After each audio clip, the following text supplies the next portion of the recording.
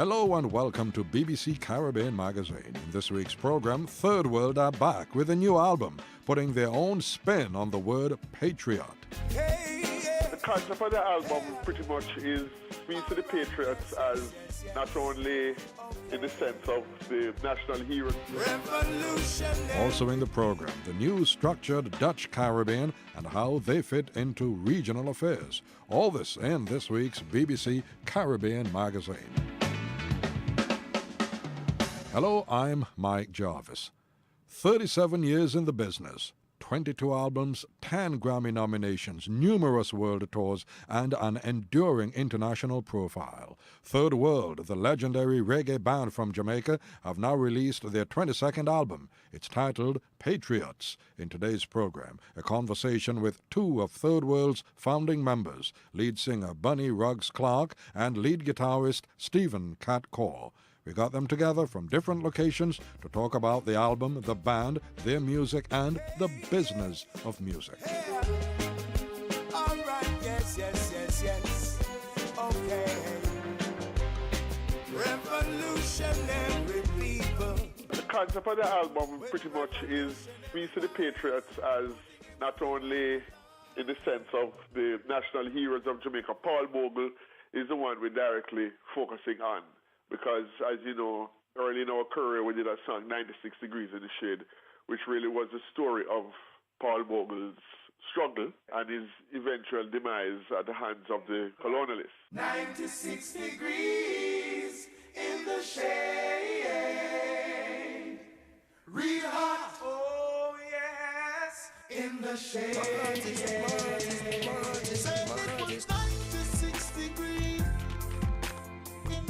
But we also see the artists on the album as patriots as well, because we're looking at Toots, we're looking at Greg Isaacs, Marcia Griffiths, and people of that nature. We see them as musical patriots, as we do see ourselves in a way as musical patriots. But that is how the concept of the patriot ties in. And Bunny, I noticed that the names that Kat mentioned there, really it's quite a lot of collaboration on this album. Is that a departure for you guys now?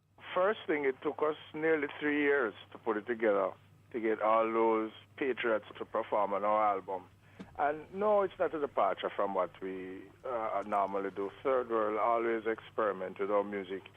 We always get criticized for going outside of what considered roots, and right now we see everybody playing our type of music. I think this album was a main effort to bring some young people into it because, you know, this year Third World celebrates 37 years.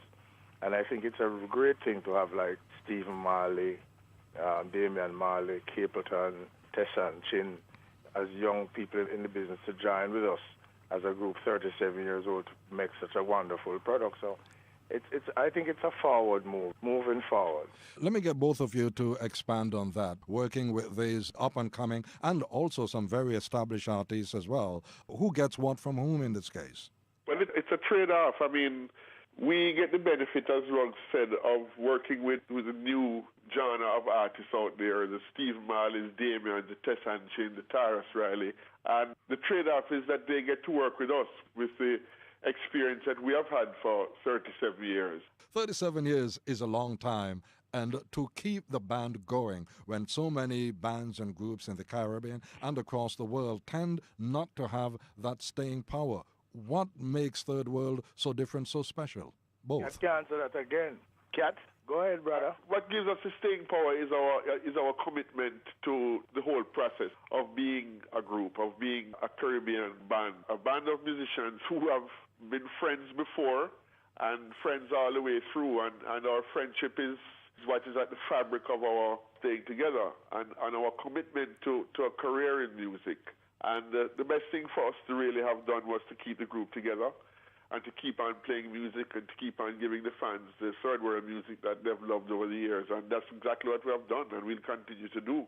What do you say to that, Ruggs? Well, my answer to that question is that it's too late for me to start over a new trade.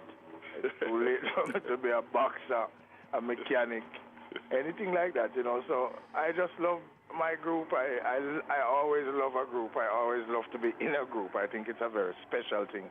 I think in Jamaica right now they need to form more groups because it's a hell of an experience. You always have somebody to fall back on. You always have somebody watching your back. You don't have to shine every night. Somebody else can shine. Cat tonight, me tomorrow night, Richie the next night. The amazing thing is that when I travel Europe and to those summer festivals, I see so much European groups that incorporate all the music, ska, rock, steady, dancehall, and with nice instrumentation, background vocals and things. I think Jamaica, we need to do that. We need to form more groups. Groups is a special thing. The sound of Third World hasn't changed. You know it's Third World before anybody announces that it's Third World. How do you do that? Well, that's a problem now I have with current music. Take, for instance, I'm driving in the car and listen to the radio, and I'll hear, say, 6 or 7 or 8 songs. And they all sound the same. I don't know the difference. You know, I am accustomed to music that when you hear Aretha Franklin, you hear the Temptations, you hear Bob Marley and the Wailers, everybody have a distinctive sound. Third world sound is a third world sound, you know. Yes, I really agreed, Rungs, 100% there. I must say I have the same experience that sometimes I really have no clue which song is different to which song. It happened to me up the day before yesterday. I was driving, I heard about 6 songs. And they all sound the same way as you said, Mr. Yes, it's amazing. And I think that is a key thing to success. You have to have an individual sound. Look, Island Girl with Toots. When we recorded that song, it just sounds as if it's a Toots song.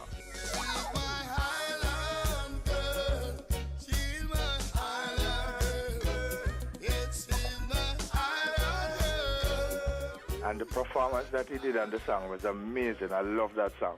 Every man should have his own sound. And your sound clearly is your identity. And your identity is your business. What makes your business model work so successfully? Well, we are in a process now where we're trying to even make it work much better, because the whole scene has changed now in terms of internet services. So we start looking into that now very seriously, because everything has shifted from, say, 1973 or 1980. Things don't operate the way they used to do before. So we're exploring new areas and things to keep, as you said, the business going, because it's a business. It's major business. Everybody say yeah. Everybody say yeah.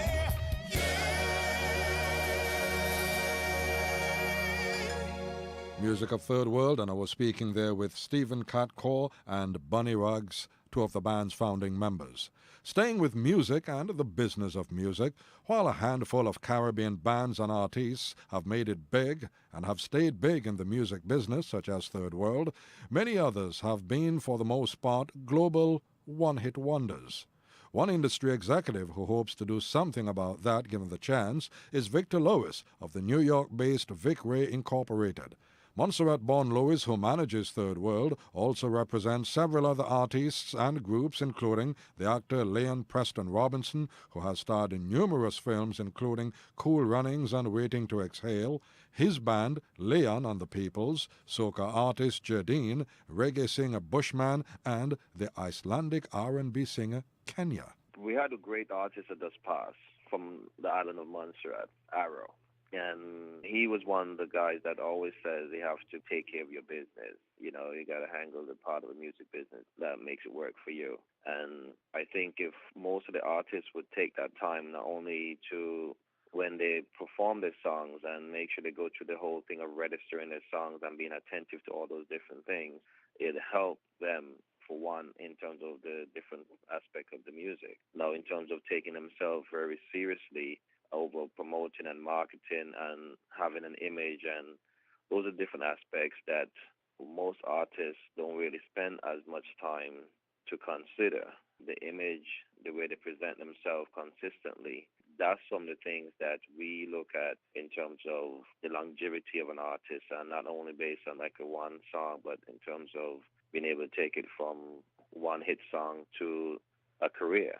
What you are able to do, what you have done with Third World and others, how possible is it to do that from a Caribbean base? New York being one of the central, the mecca of the industry, it helps.